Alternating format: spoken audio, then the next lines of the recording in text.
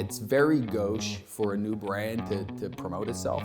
But at this point, my fear was that there would be another Untucked shirt company that comes up that's got a bigger megaphone than we do, and they'll just drown us out.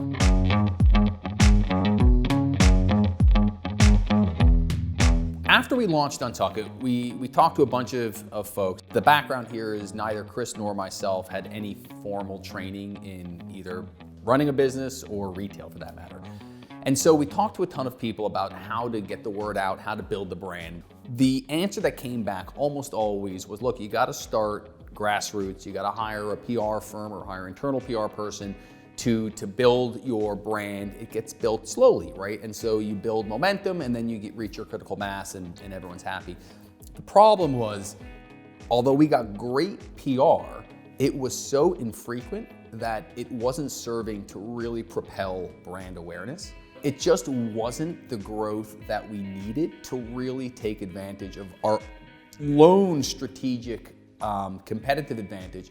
And that was the fact that we literally were first movers in this nascent untucked shirt market. And so a key decision that was made early on was one where I said, look, why don't we look to part ways with the PR firm and actually spend that money on marketing? And I think fear is a phenomenal motivator. And the fear that J. Crew would come out with J. Crew Untucked, which they did last year, but our fear was that they would do that in 2013, 2014, and we'd be done. When we looked at our very, very meager advertising budget, it was all going to PR, it was $7,000 a month. And I needed to figure out what I could do with that money to make an impact. And so the first actual paid marketing initiative that we undertook wasn't digital, it wasn't anything sexy, it was radio. For a $350 read, we can get in front of 200,000 people. And so my thinking was pretty simple. If we can make radio work with a small local radio show, we can scale that. The key was to see whether we could take our story to the customer. So our elevator pitch was pretty straightforward. We started Untuckit because we had trouble finding shirts that look good untucked.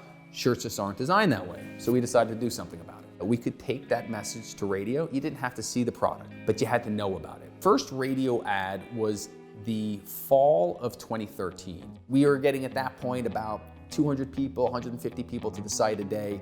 1,500 people come to the site within 7 seconds of the ad being read.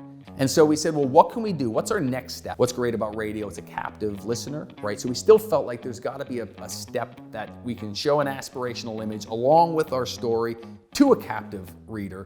And it turns out that was airline magazines. Again, very gauche to be advertising a brand in an airline magazine, especially when half of my friends were like, hey, I saw you in Sky Mall. I'm like, it's Hemisphere magazine. Because ultimately what we saw was effect. But we realized, well, we can take our marketing to podcasts, we can take it to digital, which we did, and ultimately we can take it to TV. So for us, it was, look, let's sharpen our teeth in terms of marketing on some of the old school marketing. And then from there, let's take that marketing message to digital. I think that the biggest lesson is to be curious, right? Think about the different, maybe non-conventional ways that you can get your message to the right audience. And so that's what I think was cornerstone to our success.